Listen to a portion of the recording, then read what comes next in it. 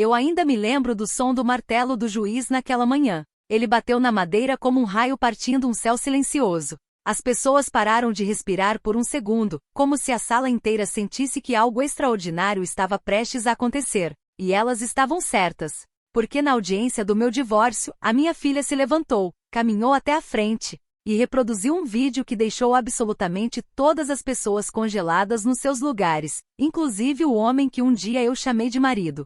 Antes de te levar para dentro daquele momento, deixa eu dizer uma coisa do fundo do coração. A vida é longa, imprevisível e muitas vezes injusta, principalmente para gente da nossa idade. Se você gosta de ouvir histórias reais de família, traição e justiça inesperada, eu te convido com carinho a se inscrever. Que seus dias sejam de paz e que sua casa nunca fique fria de amor. Meu nome é Helena Morales, eu tenho 30 anos. Nasci em Valência, na Espanha, num apartamentinho de frente pro mar Mediterrâneo azul. Minha mãe dizia que o mar era o espelho dos nossos destinos, às vezes calmo, às vezes tempestade, mas sempre honesto. Eu queria que meu casamento tivesse sido pelo menos metade tão honesto quanto aquelas ondas. Eu conto essa história não como uma mulher jovem querendo atenção, mas como uma mãe que sobreviveu a algo que quase destruiu a minha alma. As pessoas acham que 30 anos é pouco, mas quando você carrega anos de peso emocional, por dentro você se sente bem mais velha.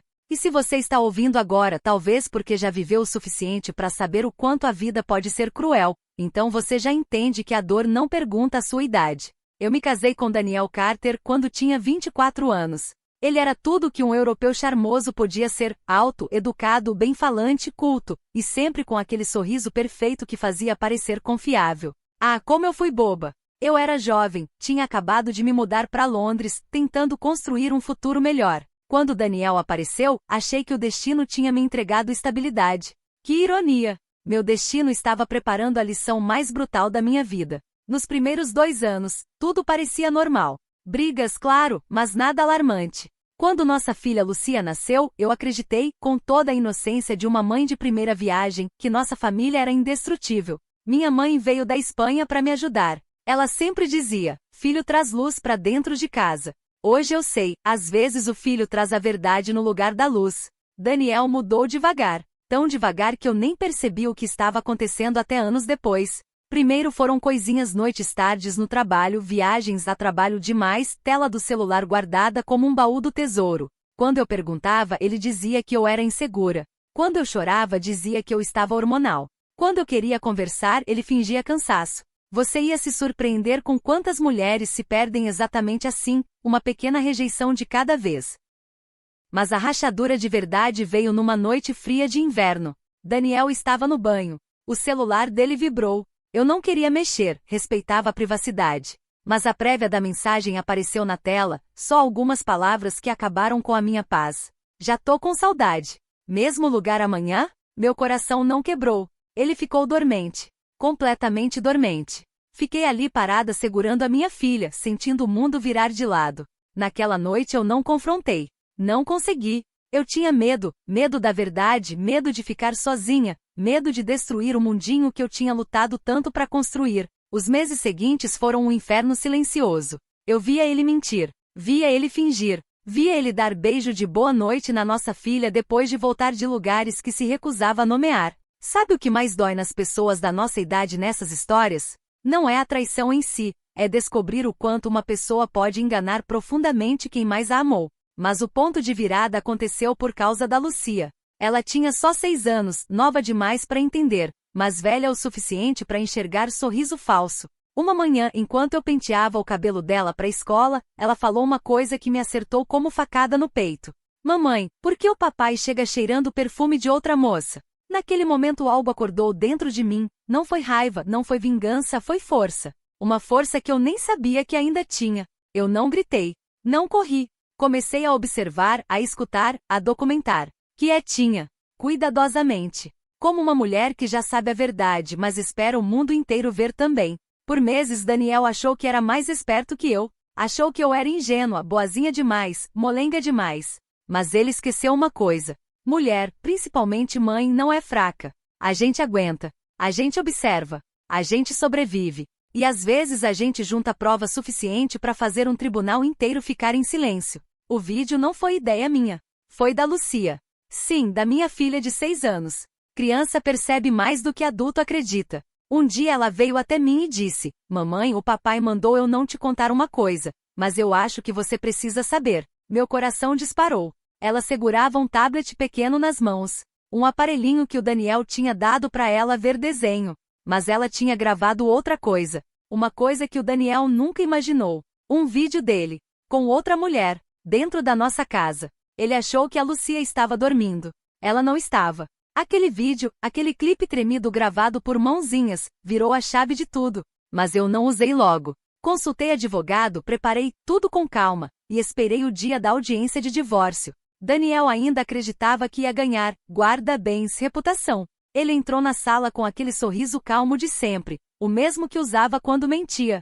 Ele não sabia que dentro da minha bolsa estava a verdade que ele passou anos escondendo. E ele não fazia ideia de que quem ia revelar tudo seria a nossa filha.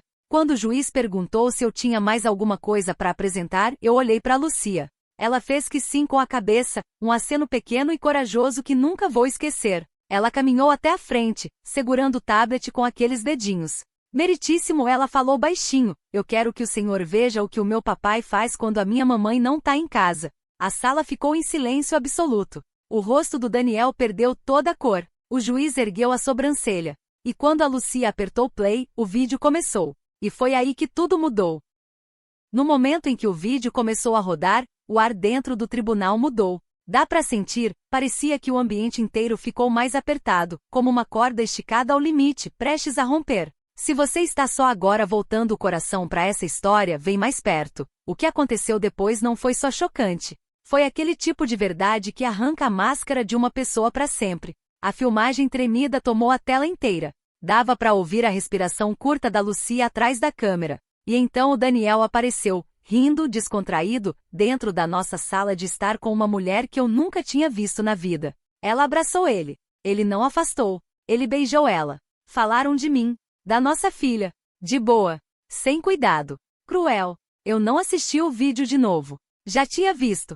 Mas até hoje, só de lembrar a cara da juíza endurecendo a cada segundo, ainda aperta meu peito. Quando o vídeo acabou, só se ouvia o zumbido das lâmpadas fluorescentes lá em cima. Era esse o nível de silêncio no recinto. Os advogados do Daniel se mexiam inquietos na cadeira. O próprio Daniel ficou paralisado, mãos travadas uma na outra, olhando pro chão como criança pega no flagra. A juíza se recostou devagar. Senhora Morales, ela disse, por que a senhora não trouxe isso ao tribunal antes? O tom não era de acusação, era só uma dor consciente. Consciente dos anos que eu engoli em silêncio. Eu limpei a garganta. Porque eu não queria vingança, respondi. Eu queria a verdade. E esperei até minha filha estar pronta para dividir isso. A Lucia ainda estava de pé ali, olhos arregalados, ombros miúdos tremendo. A juíza imediatamente amoleceu a voz. Você foi muito corajosa hoje, falou com carinho. Você disse a verdade na hora em que mais importava. A Lucia não sorriu. Só fez que sim com a cabeça e voltou para mim, agarrando minha mão com toda força, como se tivesse carregado o mundo nas costas. O Daniel finalmente abriu a boca. A voz saiu rachada. Helena, por favor, isso é um mal-entendido. Você sabe como as coisas parecem? Eu não respondi. Durante anos eu tinha escutado aquelas desculpas, cada uma costurada para me fazer duvidar de mim mesma. Mas dessa vez era diferente. O tribunal inteiro tinha visto a verdade com os próprios olhos. O advogado dele tentou se levantar. Meritíssima, se pudéssemos ter um momento para esclarecer. A juíza ergueu a mão. Não tem nada para esclarecer. E aí ela começou a falar as palavras que pareceram um raio de sol atravessando a tempestade que eu tinha morado por tempo demais. A guarda ficará com a senhora Morales. Guarda total. O Daniel piscou rápido, como se não tivesse escutado direito. A juíza continuou, voz firme e decidida. Senhor Carter, suas ações demonstram um padrão de engano, negligência emocional e comportamento imprudente na frente de uma menor. Visitas supervisionadas serão permitidas, pendente de nova avaliação. O Daniel abriu a boca de novo, mas não saiu som. Pela primeira vez em anos, ele não tinha mentira pronta. Nenhum sorriso encantador. Nenhuma explicação bonitinha para se fazer de vítima. Ele só ficou lá, exposto. A juíza virou para mim. Espero que a senhora encontre paz, senhora Morales. E que sua filha cresça sabendo o quanto ela é corajosa. Paz. A palavra parecia estranha. Pesada. Mas linda. Saímos do tribunal devagar. Todos os olhares nos seguiam, não de pena, mas de respeito. As pessoas viram uma mãe que não quebrou, uma criança que falou a verdade, uma família que sobreviveu à própria tempestade. Lá fora, na escadaria do fórum, a Lucia puxou minha manga. Mamãe sussurrou, eu fiz alguma coisa errada? Meu coração rachou e se curou ao mesmo tempo. Ajoelhei, segurei o rostinho dela nas minhas mãos. Não, meu amor, você fez uma coisa muito, muito corajosa. Por sua causa, a gente está livre. Livre. Eu provei a palavra como chá quente depois de um inverno longo. Mas a história não termina numa escadaria de fórum. Cura não é um momento só. É um voltar devagar para si mesma, pedacinho por pedacinho frágil. Na primeira noite depois da audiência, a Lucia dormiu do meu lado, agarrada no meu braço como quando era bebê. Fiquei acordada um tempão só ouvindo ela respirar, percebendo o quanto eu tinha perdido, e o quanto ainda tinha. Nas semanas seguintes, o Daniel tentou de tudo. Mandou mensagens dizendo que queria consertar as coisas. Trouxe presentes para Lucia, achando que isso apagaria a verdade.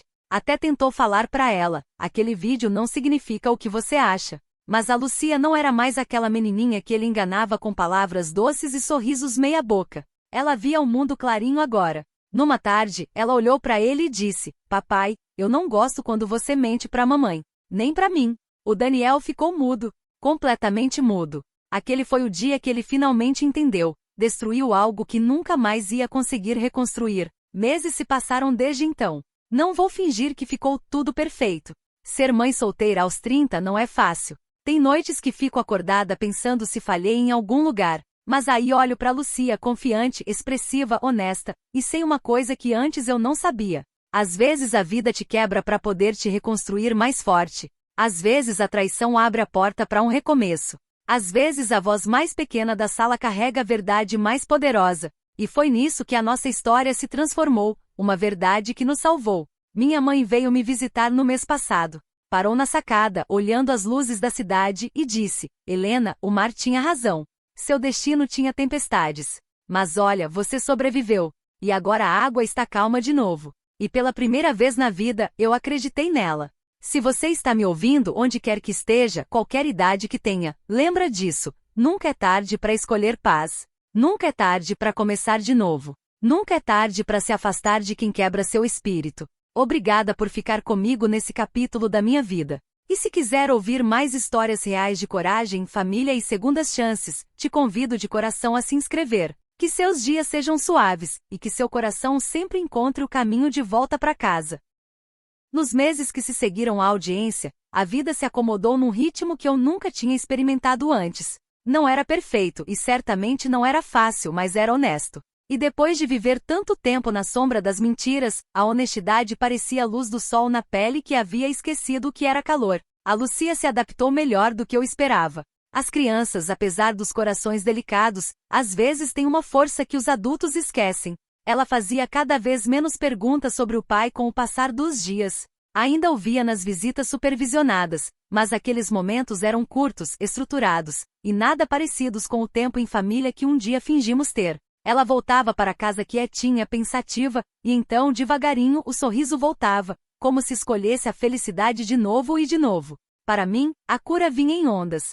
Alguns dias eu me sentia forte, mais leve do que em anos. Outros dias o peso de tudo me esmagava, a traição, a solidão, a incerteza de criar uma filha sozinha. Mas cada vez que o peso chegava, algo mudava dentro de mim. Eu já não tinha medo de me quebrar. Já tinha me quebrado uma vez. O que restava agora era uma mulher reconstruída, pedacinho por pedacinho, com verdade e coragem. Uma noite, algumas semanas depois da decisão do tribunal, eu estava na varanda com uma caneca de chá quente nas mãos. A Lucia dormia, a respiraçãozinha dela chegava pela janela entreaberta. As luzes da cidade piscavam lá embaixo, cada uma lembrando que a vida continua mesmo quando nosso coração parece estar em pausa. Enquanto eu olhava as ruas iluminadas, uma lembrança veio devagar, uma que eu não tocava desde que o divórcio começou. Era o dia do meu casamento. Eu me lembrava de estar na porta da igreja, o vestido roçando o chão, meu pai ao meu lado com as mãos tremendo. Eu tinha olhado para o Daniel esperando no altar, acreditando de todo o coração que ele protegeria o nosso futuro, que ele valorizaria a nossa pequena família, que nunca deixaria a escuridão engolir o que construímos. Mas as lembranças, como fotografias antigas, nem sempre contam a verdade inteira. Elas mostram o que a gente esperava que a vida fosse, não o que ela virou. E ainda assim, naquela noite, pensando nisso tudo, eu não senti raiva. Não mais. A raiva tinha se apagado devagar, como uma vela que acabou a cera. No lugar dela veio algo mais suave, algo que eu não esperava. Compaixão. Não pelo Daniel, mas por mim. Pela mulher que amou, confiou e suportou mais do que merecia. Na manhã seguinte, a Lucia subiu na minha cama e colocou a cabecinha no meu ombro. Mamãe, ela sussurrou, a gente tá mais feliz agora? A pergunta me atravessou do jeito mais doce possível. Eu a abracei forte e beijei a testa dela. Tá sim, meu amor, eu sussurrei. A gente tá. Ela sorriu e continuou falando sobre a peça da escola, as amigas, a empolgação de aprender a andar de bicicleta. E na voz dela eu ouvi algo que fazia tempo não ouvia: paz. A paz de criança. Aquela que só existe numa casa sem segredos e sem medo. Uma tarde, no comecinho da primavera, o Daniel pediu uma visita extra. Disse que era importante. Contra todas as minhas expectativas, ele chegou cedo, trazendo uma sacolinha. Estava mais magro, mais velho, talvez pela culpa, talvez por perceber que o mundo que ele achava garantido tinha escapado. A Lucia se aproximou devagar, insegura. Ele se ajoelhou olhando nos olhos dela. Lucia, ele disse baixinho, eu sinto muito. Por tudo. Eu fiquei de longe, só observando. Sem interferir. Esse momento era deles, não meu. A Lucia não respondeu logo. Olhou para os próprios sapatos, depois para ele. Eu te perdoo, ela sussurrou. Mas isso não quer dizer que eu esqueço. A voz dela era firme, clara, muito mais sábia do que a idade dela. Os ombros do Daniel caíram, como se aquelas poucas palavras tivessem batido mais forte do que qualquer sentença do juiz. Ele fez que sim com a cabeça, se levantou e entregou para ela um livro, sobre animais marinhos, o favorito dela. Passaram a visita curta lendo juntos, quietinhos. Sem grandes gestos, sem pedidos dramáticos de perdão, só um pai tentando, do jeitinho limitado dele, segurar o pedacinho de amor que ainda restava. Depois que ele foi embora, a Lucia sentou do meu lado no sofá. Você acha que o papai vai ficar melhor agora? Ela perguntou. Eu passei a mão no cabelo dela com carinho. Eu acho que as pessoas podem mudar se quiserem de verdade. Mas mesmo se ele não mudar, a gente vai ficar bem. Ela sentiu, encostando a cabeça no meu braço. E naquele instante eu entendi uma coisa poderosa. A vingança não tinha nos curado.